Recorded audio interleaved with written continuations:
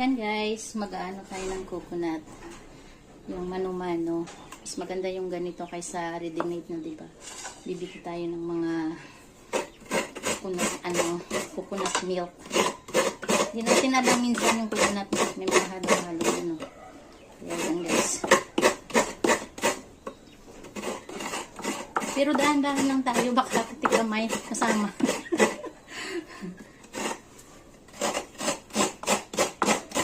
Pero ang talim. Buhay probinsya.